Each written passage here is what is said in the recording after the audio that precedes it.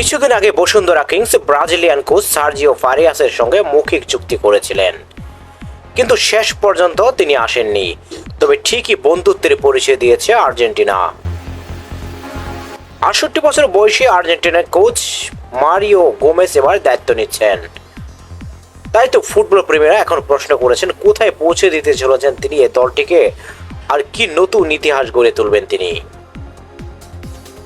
Mario Gomes Argentine coach, যিনি Malaysia জাতীয় দলের দায়িত্বে থাকাকালীন জোহর দারুল তাজিমকে 2015 সালে এএফসি কাপ জিতিয়েছেন। সেই একই মৌসুমে সুপার লিগ, এএফএ কাপ এবং চ্যারিটি শিল্ড তার নেতৃত্বে জয়ী হয়েছে দলটি। তবে গোমেজের আসল খ্যাতি এসেছে ইউরোপের বড় ক্লাবগুলোতে। ভ্যালেন্সিয়া, ইন্টার মিলানে কাজ করার সময় তার হাতে গড়ে উঠেছে রোনালদো নাজারিও এবং হার্নান ক্রিসপোর মতো কিংবদন্তি।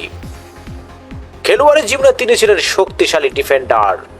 আর্জেন্টিনার ফেরু কারিল ওয়াস্তে ক্লাবের হয়ে 1982 ও 1984 সালে দেশীয় লিগ শিরোপা জিতেছেন।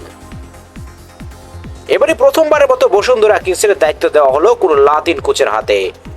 এর আগে 2018 থেকে 2024 সাল পর্যন্ত দলটি নেতৃত্ব দিয়েছিলেন স্পেনের অস্কার ব্রোজন। গত মৌসুমে দায়িত্ব নিয়েছিলেন রোমানিয়ার বেলেরিও তেতা।